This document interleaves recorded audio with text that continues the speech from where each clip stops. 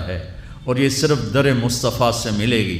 ایک اچھا بیٹا، پہلی شکل ہے اچھا بیٹا، اور میرا نبی کہہ رہا ہے کاش میرے ماں باپ زندہ ہوتے، اور نہیں تو میری ماں زندہ ہوتی تو تم دیکھتے میں کیا کرتا۔ میں عشاء کی نماز کے مصلی پہ ہوتا اور میں سورۃ فاتحہ پڑھ رہا ہوتا، اور ادھر سے میرے گھر سے میری ماں مجھے کہتی محمد، تو میں ماں کے لیے نماز توڑ دیتا۔ سبحان، ہاں، میں ماں کے لیے نماز توڑ دیتا۔ اور میرے نبی سے پوچھا گیا یا رسول اللہ قیامت کب آئے گی؟ یہ بچیاں غور سے سنیں، سارے سنو پر یہ خاص طور سے سنیں۔ آپ نے کہا اللہ کو پتہ ہے، کہ یا رسول اللہ کوئی نشانی بتا دیں۔ تو آپ نے کہا جب بیٹیاں بھی ماؤں کو ذلیل کریں گی تو قیامت آئے گی۔ جب بیٹیاں بھی ماؤں کو ذلیل کریں گی تو قیامت، ان تلد الامۃ ربتہا، جب ماں کے ساتھ بیٹیاں نوکر جیسا سلوک کریں گی، نوکرانی جیسا سلوک کریں گی تو قیامت کے نکارے پہ چوٹ پڑ کے رہے گی۔ یہ نہیں کہا جب کفر پھیل جائے اور جب اسلام مٹ جائے گا، حالانکہ قیامت تو اس وقت آئے گی جب دنیا میں ایک مسلمان باقی نہیں رہے گا۔ یہ واقعہ کی سنگینی کو بتانے کے لیے فرمایا جب ماؤں کو ذلیل کیا جائے گا قیامت آ جائے گی۔ میرے نبی نے فرمایا عمر تیرے دور میں ایک شخص آئے گا اویس، اس کا قبیلہ ہوگا مراد، آگے سب کاسٹ ہوگی قرن، اویس بن عامر، اسے دعا کروانا، وہ کالے رنگ کا ہوگا، چھوٹے قد کا ہوگا، اور اس سے دعا کروانا، دعا تو بھی کروانا، علی تو بھی کروانا، علی اور عمر، اویس ان کے لیے دعا کریں۔ انہوں نے پوچھا کیوں؟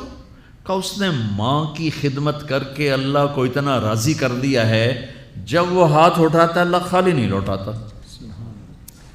اللہ کی قسم عمر و علی کو اویس کی دعا کی ضرورت نہیں تھی، امت کو پیغام دینا تھا کہ مائیں ذلیل ہو رہی ہیں آج، اور باپ جوان اولاد سے چھپتے پھر رہے ہیں، تو میرے رب میرے نبی نے یہ آگے پیغام دینا تھا کہ نبی ہو کر رسول ہو کر کہہ رہے ہیں کاش ماں ہوتی تو میں اس کے لیے نماز توڑ دیتا۔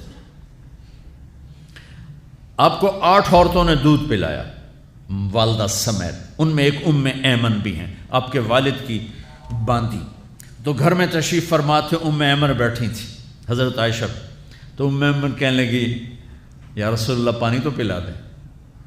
تو اللہ کے نبی ایک دم اٹھے تو حضرت عائشہ ناراض ہو گئی، ایمن اللہ کا رسول کو کہتی پانی پلا، کہا تو اور کیوں نہ کہوں، میرا بیٹا ہے میں نے دودھ پلایا ہے۔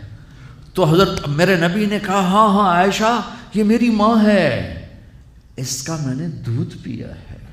آپ اٹھے، گھڑے میں سے پانی بھر کے یوں دونوں ہاتھوں سے حضرت ایمن کو پیش کیا جو حبشی باندی تھی، چونکہ دودھ پیا ہے تو ماں کا لفظ صادق آ گیا، تو بجائے اس کے کہ برا مناتے آپ خادم بن کے اپنی ماں کو دودھ پلانے والی ماں کو آپ نے، حضرت حلیمہ سعدیہ تشریف لائیں، آپ نے اپنی چادر بچھا کر اس کے اوپر بٹھایا۔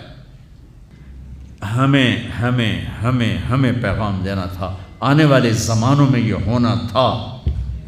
سبحان اللہ۔ امام ابو حنیفہ کا نام تو سب کو معلوم ہے نا، ایک اور عالم بتاتا ہوں، عبد الرحمن بن ابی لیلہ، ان میں علمی کھٹ بڑھ تھی بہت زیادہ، آپس میں بنتی نہیں تھی۔